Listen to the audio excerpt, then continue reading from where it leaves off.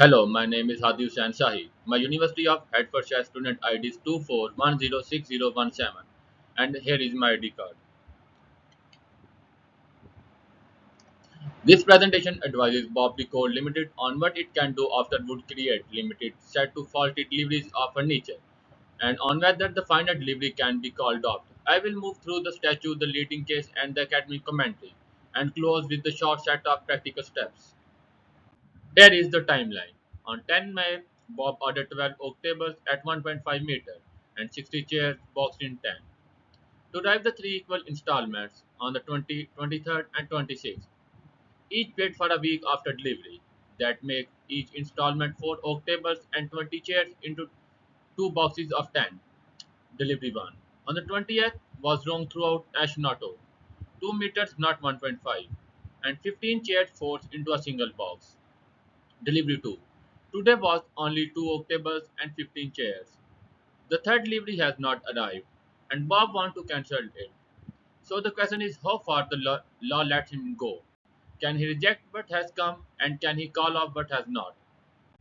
Before any analysis, fix the regime. Both sides are companies. So this is a trade sale, not a consumer purchase. That means the Sale of Goods Act 1979 as amended governs and the Consumer Right Act 2015 simply does not apply. It protects consumers only. These are the provisions on the docket. Section 13 on description, Section 14 on quality, Section 13 on quantity, Section 31, subsection 2 on installments. It decides the case.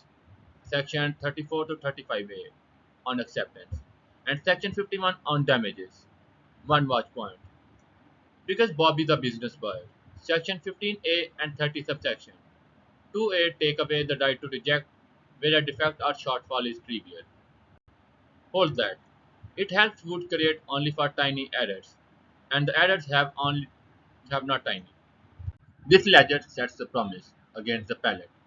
Material oak was agreed. Delivery 1 was ash, delivery 2 correct. Length 1.5 meters, delivery 1 was 2 meters. Tables 4 are load. Delivery 1 was oversupplied at 5. Delivery 2 fell short at 2. Chairs 20 are load. Both loads short at 15. Packaging 2 boxes of 10. Delivery 1 a single box, delivery 2 2 boxes that cannot hold 10 each. Reading down the columns. Two distinct routes to the remedy emerge. Delivery 1 fails on both description and quantity, while delivery 2 is the right kind of goods, but not short. I will take the description first. Issue 1. Description under Section 13. Goods sold by description must answer it. And as that term is a condition, a mismatch lets the buyer reject. For Bob, oak at 1.5 meters, the identify at these bespoke tables. Ash at 2 meters is simply a different thing. So delivery breaks Section 13 and those tables are returnable. The case are strict in Ercos versus Ronenset. The buyer could reject timber staves were only a fraction too thick. Close enough was not enough. Remode and Landiot is squarely on point for packaging. The right number of tents, wrongly boxed, still breach the description, which is exactly how the boxes of 10 terms work here. Reardon Smith confirms only identifying words count, and the wood and size of bespoke tables. Plainly identify them. Issue 2. Quantity under Section 30. Subsection 1 covers short delivery. The buyer may reject the whole load or keep it and pay pro rata, which fits delivery 2 with only 2 tables and 15 chairs. Subsection 2 covers over delivery. The buyer may keep the contract amount and refuse the excess, or refuse the lot, which catches the surplus table in delivery 1. Subsection 2 is the limit. A business buyer cannot reject where the gap is so slight that refusal would be unreasonable, but 25% short on chairs and 50% short on tables are nowhere near slide, so that bar is not met. The net result is that Bob keeps his quantity based right to reject on both loads. Issue 3 is the pivot. Section 31, subsection 2 on installments. because each load is paid for on its own a week after it lands. This is a variable installment contract, not an entire one. The pivot question is whether a bad installment amount to a rejection of whole bargain, which would free Bob to cancel the 26th May load, or is only a stand-alone breach worth damages for that load alone. The Act treats as a question of fact, weighed afresh each time. The governing test is Maple Flock. The court weighs two things: how large the breach is against the whole contract, and how likely the same fault is to recur. On this on facts, one bad load is 20 didn't sink the contract, a small slice, and a low chance of repetition. Bob's fact, as we will see, done the other way. Now apply Maple Frog to Bob.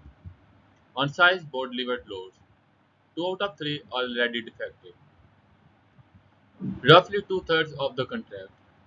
That is a central failure, not a fringe slip. Shown by the meter where two segments are failed and only the third remains. On repetition, both loads so far were wrong, and a settled pattern of error makes a third faulty load highly probable, rather than a remote risk.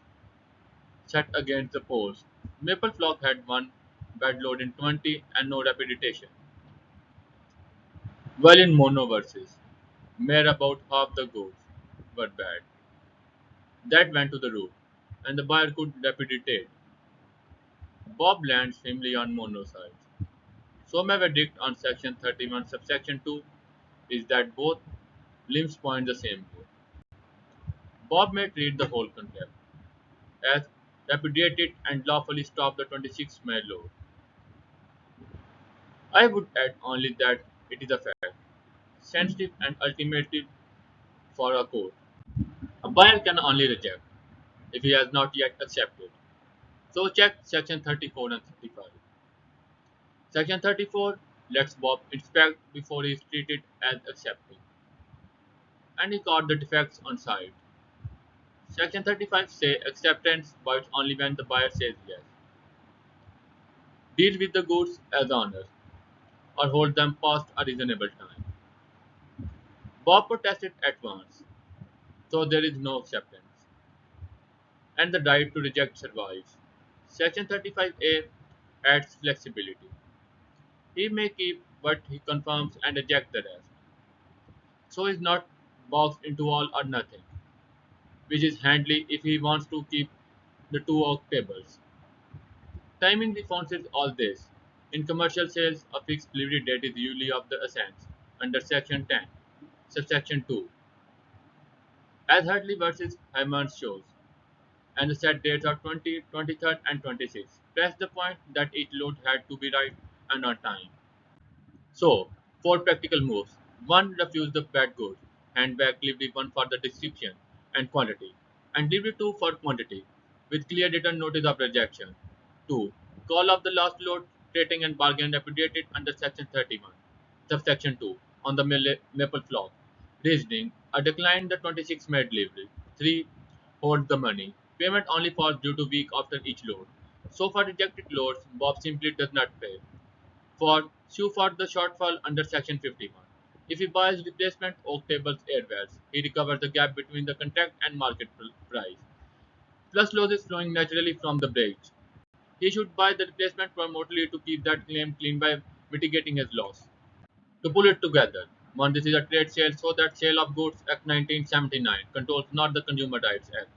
2. Delivery on breakdown Section 13 with the ash and 2 meters and Section 30 with the wrong count and the packaging and is returnable. 3. Delivery to is short under Section 30, subsection 1 and is also returnable. The gap being too wide for the triviality bar. 4. Treating this as an installment contract. The Maple Flock claims favor reputation. On the 26th May, load can be cancelled. 5. His remedies are refuse the goods, hold payment and claim Section 51, damages on any replacement purchase. My only caveat is the Section 31, subsection 2, returns on the fact and ultimately for the court. So Bob should reject in writing and source replacement without delay. Thank you.